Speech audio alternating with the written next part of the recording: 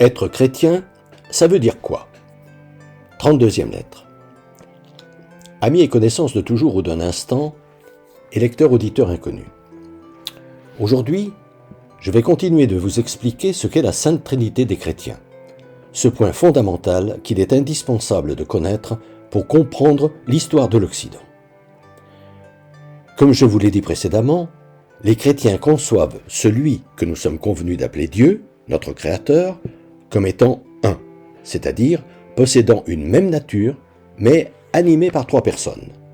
Le Père, l'amour absolu, le Fils, Jésus-Christ, ou le Verbe créateur, qui s'est incarné dans le sein de la Vierge Marie pour devenir un homme comme nous afin de sauver l'humanité, et le Saint-Esprit, le souffle divin, qui provient du Père et du Fils. Ce mystère de la Sainte Trinité, Monseigneur Matagrin me l'expliqua à peu près en ces termes lorsqu'il était à la retraite.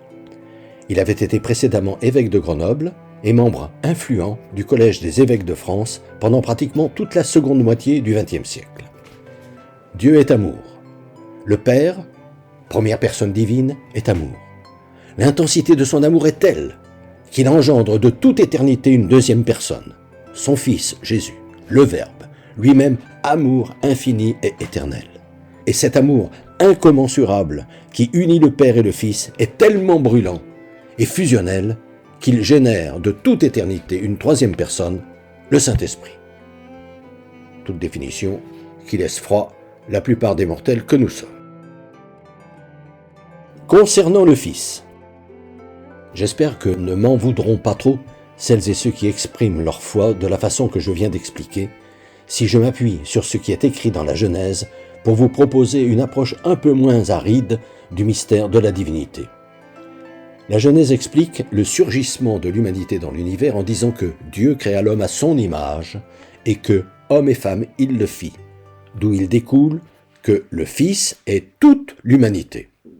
Si donc, parmi tous les enfants de Dieu, Jésus est sans aucun doute le Fils de Dieu par excellence, ainsi que sa sainteté hors du commun l'a rendu évident, et s'il est à ce titre notre nouvel Adam symbolique, le surgissement de l'humanité dans l'univers se comprend comme étant la finalité de l'éblouissant projet de bonheur que le Créateur veut partager avec ses créatures, qui laisse évidemment libre de l'aimer ou non en retour.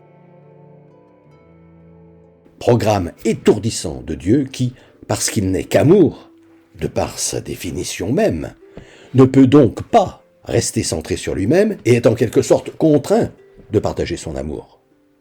Ce qu'il fait en créant un univers fantastique qui comporte des milliards de galaxies en perpétuelle expansion, parmi lesquelles, quelque part perdu dans l'infini des milliards d'étoiles qu'il a ainsi créées, il distingue une toute petite planète, notre Terre, d'où il fait émerger la vie, puis un être particulier qu'il dote d'une âme à son image, comme sa ressemblance. Un être qui est non seulement conscient d'exister, mais qui, s'il se laisse guider par son amour, est capable de sublimer tous ses actes. L'homme.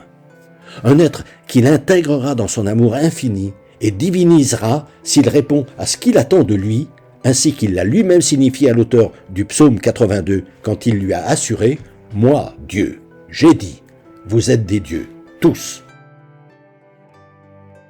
Bien entendu, chacun pense ce qu'il veut de cette façon de comprendre qui voit se rejoindre la description biblique de la création et le processus de l'évolution qu'a découvert Darwin et développé, entre autres, l'homme de Dieu qui était le paléontologue, philosophe et théologien Teilhard de Chardin au siècle dernier.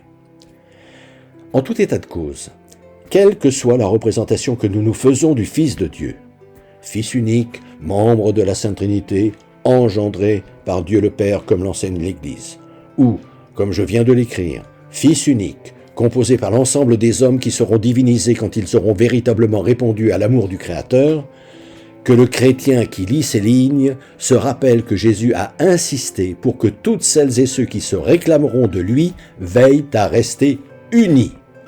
Car l'essentiel n'est pas la manière dont nous formulons ce en quoi nous disons croire, mais ce que l'amour attentionné de notre prochain nous incite à faire. Ce que nombre de prétendus croyants ont, hélas, oublié au cours de ces 2000 ans, si j'en crois l'histoire, et oublient trop souvent encore, si j'en crois le manque de cohérence que j'observe entre leurs actes et la foi qui est censée les animer. Ces croyants qui témoignent ainsi qu'ils ne croient pas vraiment au bonheur extraordinaire auquel le Créateur les destine. Dans ma prochaine lettre, je vous parlerai du Saint-Esprit, toujours à ma façon, en espérant ne pas trop heurter les convictions de celles et ceux d'entre vous qui ont été formatés autrement. Fraternellement.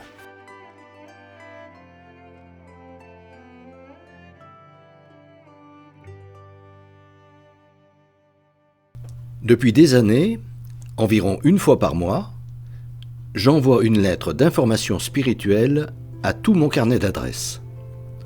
Le thème du moment est, depuis janvier 2019, « Être chrétien, ça veut dire quoi ?» Si ce sujet vous intéresse, n'hésitez pas à me transmettre votre mail, en vous contentant d'indiquer « auditeur YouTube », vos noms et prénoms, et éventuellement votre numéro de téléphone si vous souhaitez me parler.